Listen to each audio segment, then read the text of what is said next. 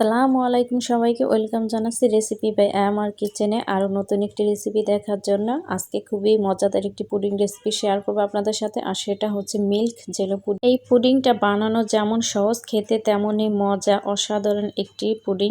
তাই এই রমজানে ইফতারিতে আগে থাকতে বানিয়ে নিতে পারেন। এই মিল্ক জেলো পুডিংটা খেতে কিন্তু খুবই ভালো লাগে, বাচ্চারা বিশেষ করে খুব পছন্দ করবে, দেখতে খুবই ভালো লাগে এটা। আর এই পুডিংটা কিন্তু ঠান্ডা ঠান্ডা খেতে কিন্তু অসাধারণ, একদম মন প্রাণ ঠান্ডা হয়ে যায়। তো আজকের আমার এই রেসিপিটি আশা করছি আপনাদের কাছে ভালো লাগবে। আর ভালো লাগলে ভিডিওতে একটি লাইক দিয়ে চ্যানেলটা সাবস্ক্রাইব করে পাশেই থাকবেন। আর ফ্রেন্ড এবং ফ্যামিলির সাথে ভিডিওটি বেশি বেশি শেয়ার করে দেবেন। চলুন তাহলে শুরু করি আজকের এই পুডিংয়ের রেসিপিটি। তো পুডিংয়ের জন্য প্রথমে একটি প্যান বসিয়ে নিয়ে নিয়েছি 2 কাপ ফুল ফ্যাটযুক্ত গরুর দুধ। আর দিয়ে দেবো এখানে হাফ কাপ পরিমাণে চিনি। মিষ্টির স্বাদটা আপনারা আপনাদের পছন্দ মতো বাড়িয়ে বা কমিয়েও কিন্তু ইউজ করতে পারেন। এখন চুলাটা ধরিয়ে আমি জাল করে নেব দুধটা বলক আসা পর্যন্ত। আপনারা চাইলে কিন্তু গরুর দুধের পরিবর্তে এখানে কিন্তু পাউডার মিল্কটাও ইউজ করতে পারবেন, পানিতে গুলে তারপরে এই পুডিংটা বানাতে পারবেন। তো আমার কিন্তু দুধটা বলক চলে এসেছে। এখন অনবরত নেড়ে চেড়ে আরও 2-3 মিনিট এটাকে রান্না করে। আর এই দুধটাকে কিন্তু বেশি জাল করে একদম ঘন করে ফেলার কোনো দরকার নেই। 2 থেকে 3 মিনিটের মতো এটাকে জাল করে নিলেই হবে। তো আমার জাল করা হয়ে গেছে। এখন এর মধ্যে আমি 2 চা চামচের একটু বেশি আগার আগার পাউডার আমি হাফ কাপ পানি দিয়ে গুলিয়ে রেখেছিলাম, সেটা দিয়ে দিচ্ছি। আর এটা দেওয়ার সাথে সাথে কিন্তু অনবরত নেড়ে চেড়ে দিচ্ছি। তো আমি এটাকে ভালোভাবে নেড়েচেড়ে মিশিয়ে নিয়েছি। এখন এটাকে আরও 1 মিনিটের মতো জাল করে নেব। এর থেকে বেশি এটা জাল করার দরকার নেই, কয়েকটা বলক তুলে নিলেই কিন্তু হয়ে যাবে। তো আস্তে আস্তে দেখবেন যে এটা ঘন হতে শুরু করেছে। দেখেন দুধটা কিন্তু আগে থেকে ঘন হতে শুরু করেছে। এখন আমি চুলাটা বন্ধ করে দিব। বন্ধ করে আমি যেই বাটিতে এটা বসাবো পুডিংটা, সেই বাটিতে আমি এখন ঢেলে নিব। আর এটা কিন্তু চুলা থেকে নামানোর সাথে সাথে যেই পাত্রে আপনি সেট করবেন সেই পাত্রে কিন্তু ঢেলে নিতে হবে, না হলে দেখা যাবে যে এটা কিন্তু যেই পাত্রের মধ্যেই জমে যাবে। এটা ঠান্ডা হতে থাকবে আর এটা কিন্তু জমতে থাকবে। তো সাথে সাথে কিন্তু গরম থাকা অবস্থাতেই কিন্তু যেই পাত্রে আপনি সেট করবেন সেই পাত্রে কিন্তু ঢেলে নিতে হবে। তো এখন এটাকে রেখে দেবো আমি 1 ঘন্টার জন্য রেস্টে। তো আবার একটা প্যান বসিয়ে তার মধ্যে দিয়ে দিলাম 1.5 কাপ পরিমাণে পানি। এর মধ্যে এখন আমি দিয়ে দিচ্ছি হাফ কাপ পরিমাণে চিনি।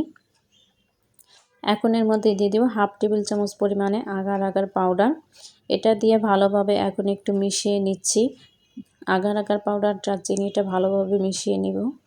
এটা মেশানো হয়ে গেলে এখন এর মধ্যে দিব আমি 1 টেবিল চামচ পরিমাণে লেবুর রস। লেবুর রসটা যদি এই জেলোর মধ্যে দেওয়া যায় তাহলে কিন্তু খুব সুন্দর একটা ফ্লেভার আসে খাওয়ার সময় লেবুর। তো আমি ভালোভাবে সব কিছু একসঙ্গে এখন মিশিয়ে এখন দিয়ে দিচ্ছি এর মধ্যে একটু ফুড কালার। আমি রেড ফুড কালারটা এখানে ইউজ করছি। আর এটা হচ্ছে স্ট্রবেরি রেড ফুড কালারটা অল্প একটু দেওয়ার কারণে কিন্তু দেখেন অনেক গাঢ় রং হয়ে গেছে। আর এই রেড ফুড কালারটা খুবই ভালো। তো ভালোভাবে মিশিয়ে আমি বলক তুলে নিয়েছি। তো বলক আসা পরে আমি এটা 2 থেকে 3টা বলক তুলে নিব। এটাকে বেশি জাল করতে হবে না, 2 থেকে 3টা বলক তুলে নিলেই কিন্তু হয়ে যাবে। তো এটা এখন আমি নামিয়ে নিচ্ছি। নামিয়ে আগে যে পুডিংটা বসিয়েছিলাম সেটা কিন্তু সেট হয়ে গেছে। আর অবশ্যই আগের পুডিংটা সেট হয়ে গেলে তারপর কিন্তু এই জেলোটা উপরে দিতে হবে, না হলে কিন্তু এই দুধের মিশ্রণটা আর জেলোর মিশ্রণটা কিন্তু এক হয়ে যাবে। তো আমি সরাসরি এভাবে দিয়ে নিচ্ছিলাম। তো ভাবলাম যে একটা চামচের উপরে দিই, না হলে দেখা যাবে যে একসাথে যদি উপর থেকে এটা ঢালতে যায় তাহলে দেখা যাবে যে গর্ত হয়ে যেতে পারে। তো অবশ্যই কিন্তু একটা চামচের উপরে এইভাবে আলতো করে ঢালবেন, তাহলে কোনো ছিদ্র ছিদ্র ভাব বা গর্ত হবে না, খুব সুন্দরভাবে কিন্তু জেলোটা সেট হবে।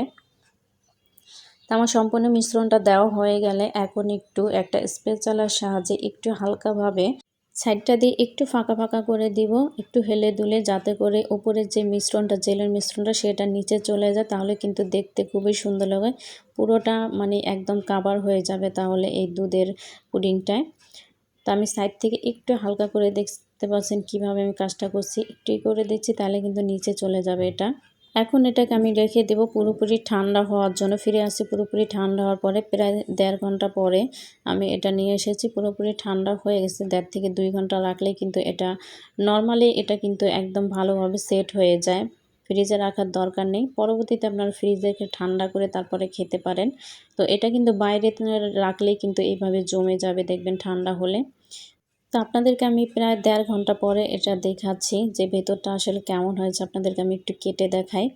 তো এটা সাইড দিয়ে একটা স্প্যাচুলা দিয়ে একটু ছাড়িয়ে নিচ্ছি যাতে করে খুব সহজে এটা মানে মোল্ড থেকে বের হয়ে আসে বাটি থেকে। তো একটা প্লেটের উপরে একটা ঢেলে নিচ্ছি আমি। তো দেখেন কত সুন্দর লাগছে।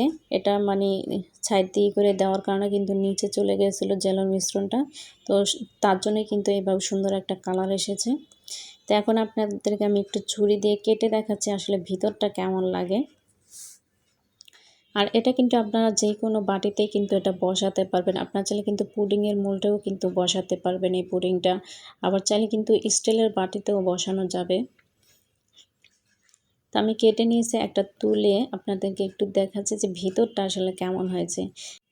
আমার কাছে ভিতরটা এতটা লোভনীয় লাগছে আসলে দেখেই খেতে ইচ্ছে করছে এতটাই। আর খেতেও কিন্তু আলহামদুলিল্লাহ অনেক বেশি মজা। তো আশা করছি একবার হলো বাসায় ট্রাই করবেন।